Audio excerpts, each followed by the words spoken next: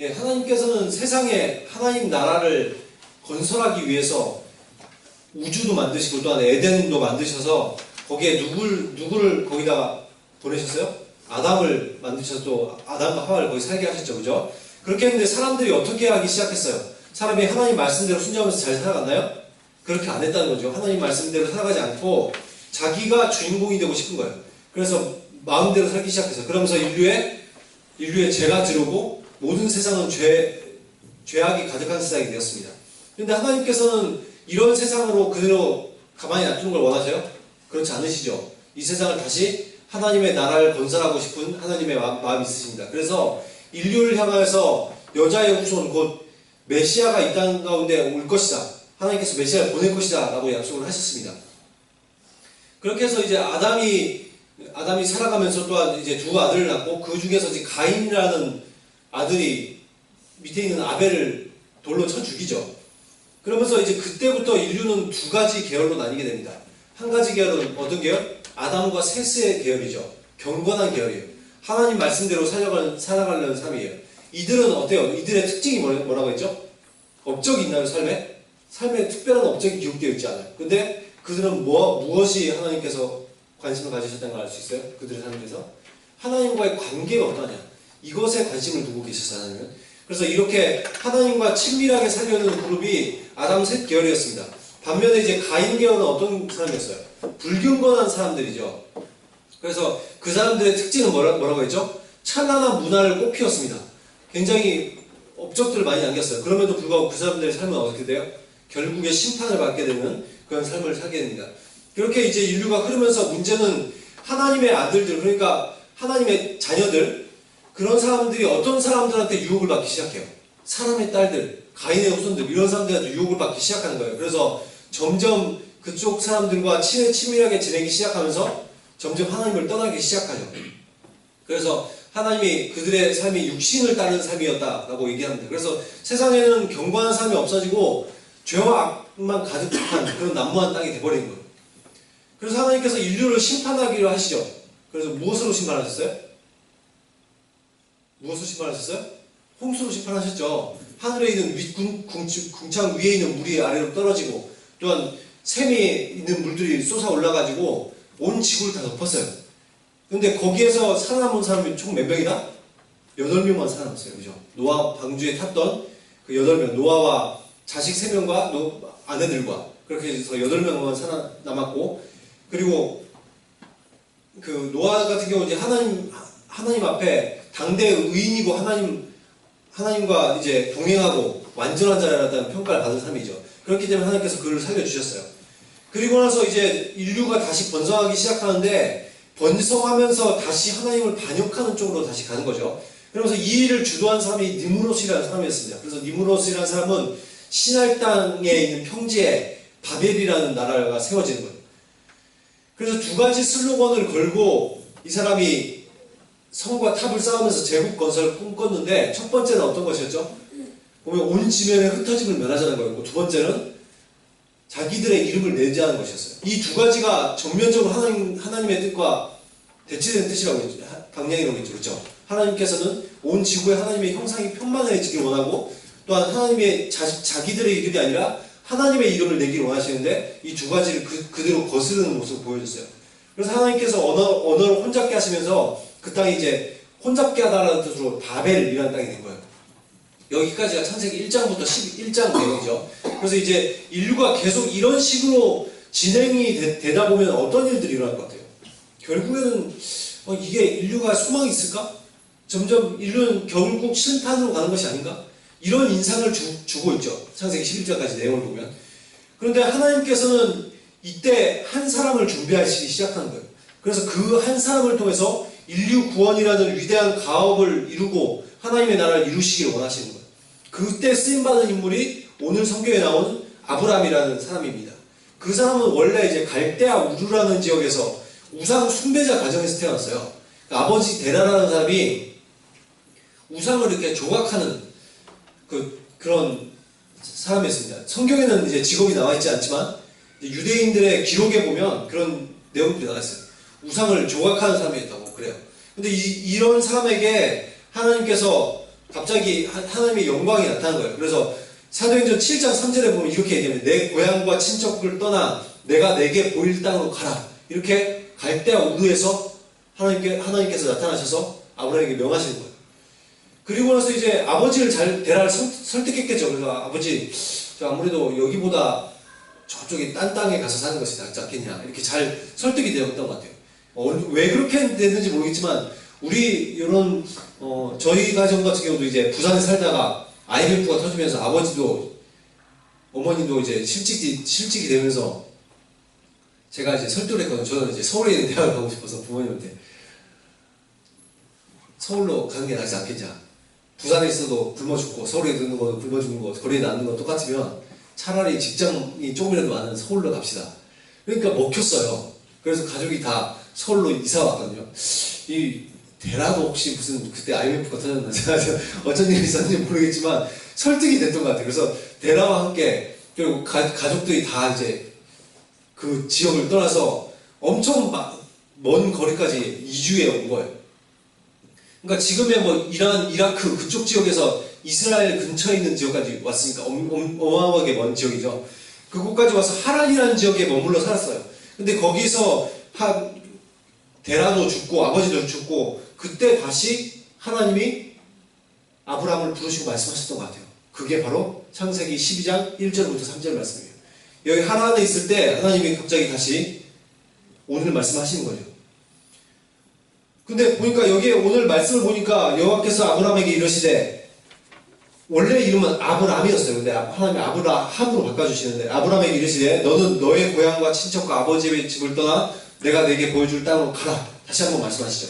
근데 이 말씀을 가만히 보면 1절부터 3절 말씀 보면 어때요? 여기에는 하나님의 명령이 나와 있고 하나님의 약속이 있어요. 근데 이 명령은 어떤 게 명령이라고 해요? 하나님의 우리들이 아브라함이 이제 순종해야 될 부분이 명령이죠, 그렇죠? 그리고 보니까 약속이 나와 있는데 약속은 하나님께서 이루어지실 부분을 약속이라고 합니다. 근데 명령을 보니까 창세기 12장 1절에 보니까 두 가지 명령이 나와 있어요. 그 두 가지 명령이 첫 번째는 떠나라는 거죠. 무엇을 떠나야 돼요? 무엇을 떠나요? 보니까 고향과 친척과 아버지의 집을 떠나라 이렇게 얘기하고 있죠. 그리고 가라고 얘기해요. 그러니까 어디로 가야 돼요? 하나님께서 보여줄 땅으로 가래요. 당시에 여러분 자기 고향과 친척과 아버지의 집을 떠난다는 것은 쉬운 문제가 아니었어요. 저희들이야 뭐 다른 지역으로 이사 가는 거 쉽죠. 여러분도 뭐 서울로도 이사 갈 수 있고 뭐 대전으로도 이사 갈 수 있고 뭐 제주도로도 이사 갈 수 있고 그렇게 옮기는 것은 그렇게 큰 문제가 아니에요. 저도 서울에 살다가 전주에 내려와서 살잖아요. 그렇죠? 이런 건 큰 문제가 아니란 말이죠. 근데 당시에는 이게 요즘처럼 이제 국가가 잘 보호해주고 안전한 곳이 있는 것이 아니라 예를 들어 아프리카 땅 같은 경우는 굉장히 어디로 이주하기가 어렵겠죠.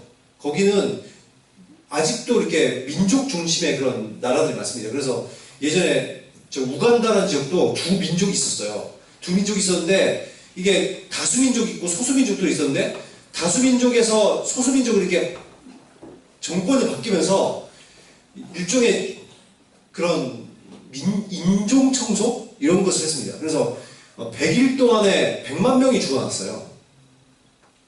유엔도 조사도 도와주지 않고 다 도피해버리고 자기 국민들만 보호해주고 아프리카 사람들은 죽으나 마나. 여러분 어떤 영화에서 이런 얘기를 하더라고요. 굉장히 이렇게 나쁜 일들을 하고 그러면 폐기물을 방출시키고 이렇게 하는 기업가가 나오더라고요. 그러면서 백인이 와가지고 거기서 주인공하고 대화하는데 주인공한테 이런 얘기를 하더라고요. 아프리카는 아무도 신경 쓰지 않아. 이렇게 얘기하더라고요. 그래서 자기들이 그런 극악무도한 일을 해도 신경을 안 쓰기 때문에 자기가 그런 일을 한다는 거예요.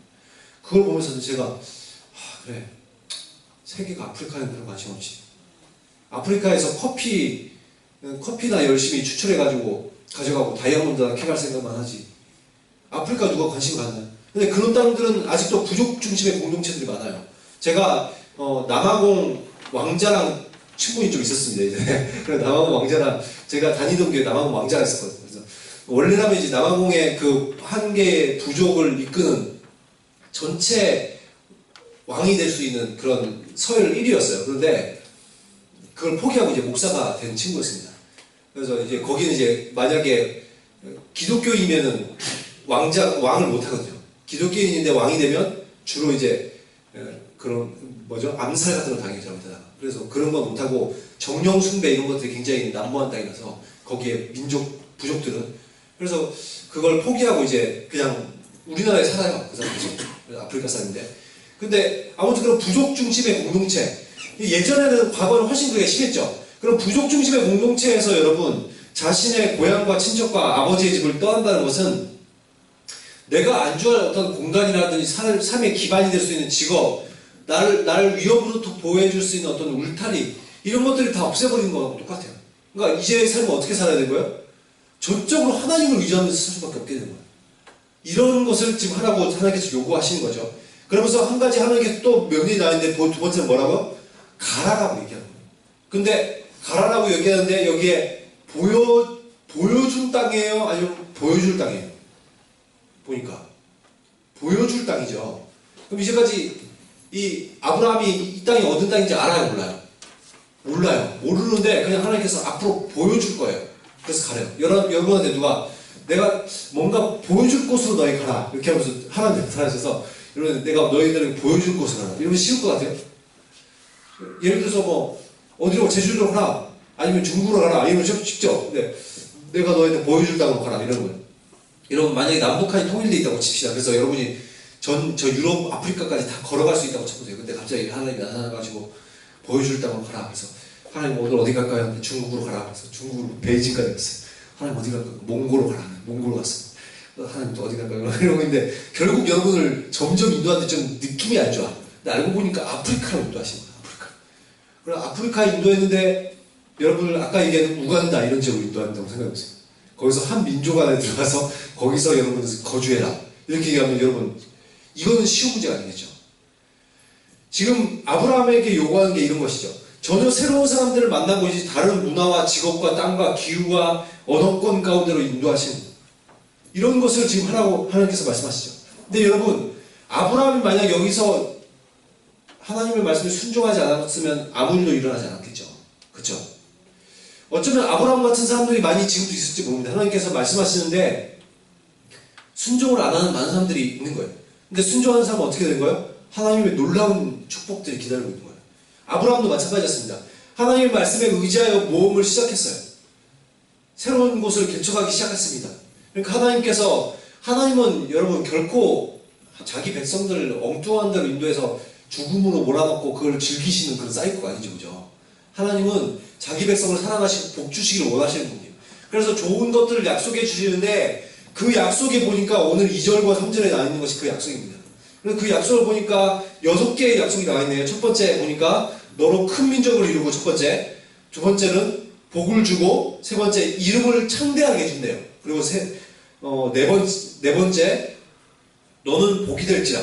그리고 다섯 번째 너를 축복하는 자에는 어떻게 준다? 하나님이 축복을 해주신대요. 그리고 너를 저주하는 자에게는 하나님이 그 사람을 저주해 주는 거예요. 굉장히 좋죠. 그리고 여섯 번째 보니까 땅의 모든 족속이 너로 말미암아 복을 얻을 것이라 이렇게 말씀해 주시는 거예요. 여러분 이렇게 약속을 6가지로 나와 있지만 이건 사실상 2가지 약속입니다. 알고 보면 첫 번째는 어떤 약속이에요? 네가 복이 될 거라 이런 의미예요. 그렇죠? 첫 번째부터 네 번째 복을 내용을 종합하면 네가 복이 될 거야 그 말이에요. 그리고 두 번째 뭐 어떤 내용이요? 너로 인해서 모든 족속이 복을 받을 것이라 이런 얘기예요. 축복의 통로가 되게 하시겠다는 거예요. 그래서 내가 복이 되고 내가 다른 사람들에게 축복의 통로가 되게 하겠다. 이 2가지 복을 지금 주시겠다고 말씀하시는 것입니다. 근데 어느 정도로 큰 복을 주시냐 보니까 오늘의 말씀 거기 신명기 28장 3절에서 6절 한번 말씀 보실까요? 주보 안에 가운데 딱 펼쳐져서 거기 내용을 잠깐 볼게요.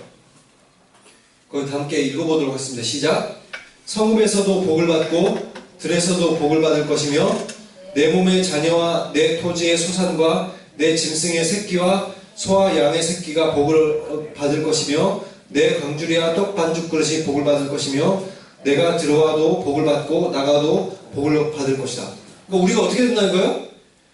내가 어디 가든지 복을 받는데, 내가 뭐 우리 집에 있어도 복 받고 집 밖으로 나가도 복 받고, 내가 밥 먹으려고 해도 밥그릇도 복 받고, 내 토지 땅이 복 받고, 내 직장도 복 받고, 내 학교도 복 받고, 내 모든 것이 다 복을 받을 것이다. 내 주변에 나를 둘러싸고 있는 모든 것이 다 복을 받을 것이라고 지금 이야기하고 있는 것이죠.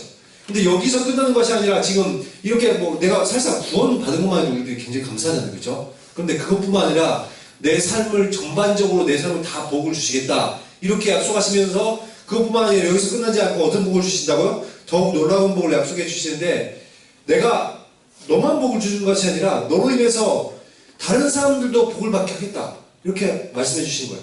너를 열방의 축복의 통로가 되게 하겠다. 모든 세계의 축복의 통로가 되게 하겠다. 이런 약속을 해주시는 거예요. 여러분, 놀라운 약속이 아닙니까? 여러분들을 그냥 여러분만 복받는 삶이 아니라 여러분을 통해서 다른 사람들도 복받는 삶을 살 수 있도록 여러분들을 이미 만들어 주신다고 얘기하고 있어요. 근데 문제는 여러분, 아브라함에게 하신 약속이 그럼 나와 무슨 상관이 있습니까? 이렇게 생각해 볼 수 있잖아요. 근데 이 약속은 아브라함에게만 하신 약속이 아니에요. 왜냐면 한번 갈라디아서 3장 29절 말씀해 보니까 이런 말씀이 나와 있어요. 너희가 그리스도의 것이면 곧 아브라함의 자손이요 약속대로 유업을 이룰 자리라.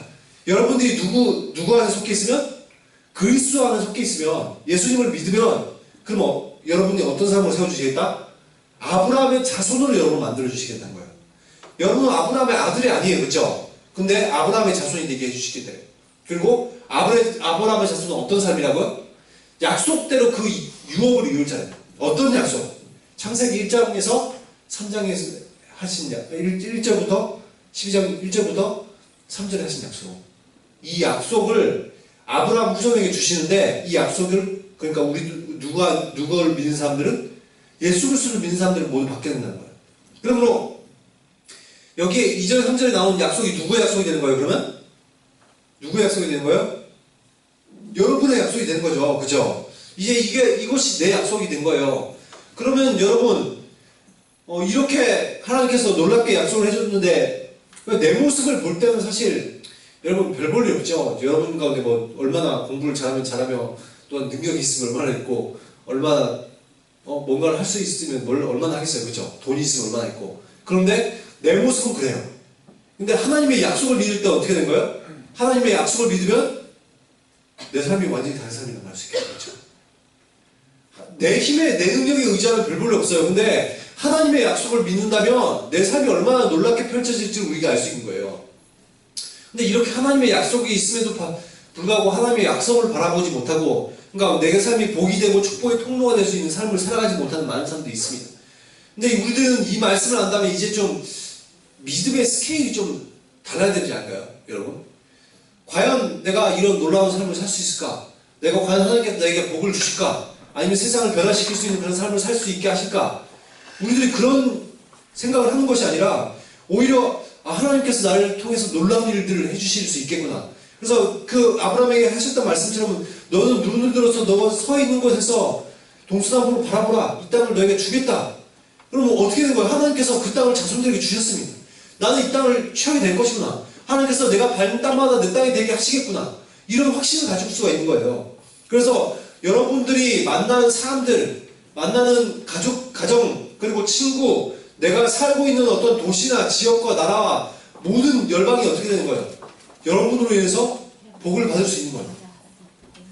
그래서 가는 곳마다 여러분을 통해서 하나님의 복이 흘러 들어가고, 또한 내가 가는 나라마다 그 나라가 복을 받고 지역마다 복을 받는 거예요. 여러분이 만약에 미얀마라는 나라로 비행기를 타서 쭉 날아가서 거기서 여러분이 딱 그 땅에 공왔을 때 딱 내리면 어떻게 돼야 돼요? 그 땅이? 어떻게 된다는 거예요? 그 땅이 복받는 땅이 된다고 지금 얘기하는 거예요. 여러분이 그 동네에서 살면서 뭔가 성경 활동하든지 아니면 뭐 일을 하든지 뭘 하면 어떻게 돼야 돼요? 그 땅이 복받는 땅이 된다고 성경은 말하고 있는 거예요. 그럼 여러분이 지금 이 장동이라는 지역에 지금 있고, 아니면 이 혁신도시에 사는 사람도 있고, 여러 동네에 살겠지만, 그럼 이 땅들이 어떻게 되는 거예요? 여러분들이 이 땅에 있을 때? 그럼 혁신도시가 복을 받고, 이 장동리가 복을 받아야 되는 거예요. 그렇게 된다고 지금 약속해 주시고 있는 거예요. 그럼 여러분들이 지금 학교에 있으면 어떻게 되는 거예요? 여러분 학교에 있는, 저희 온빛 중에 있는, 온빛 중에 어떻게 되는 거예요? 나로 인해서. 복받는 학교가 돼야 되는 거예요. 하나님은 지금 이걸 네가 뛰어나기 때문에 네가 뛰어나기 때문에 그렇게 될 것이다? 그렇게 얘기하지 않죠. 누구 때문에? 하나님의 약속이 그렇다는 거예요. 그러니까 하나님께서 그 땅을 그렇게 만들어 주시겠다, 이렇게 약속을 하고 있는 것입니다. 그래서 우리들이 학교에서도 하나님께 기도하고 다른 사람들을 축복하고 담대하게 복음을 선포할 때 학교가 변화되는 놀라운 역사가 일어나는 거예요. 여러분, 다음 주에 우리 전도 축제하는 거 아시죠? 전도 축제할 때도 여러분들이 하나님의 말씀을 믿고 복음으로 친구들을 변화시킬 수 있다고 믿고 축복의 통로가 되는 삶을 살아야 되는 거예요.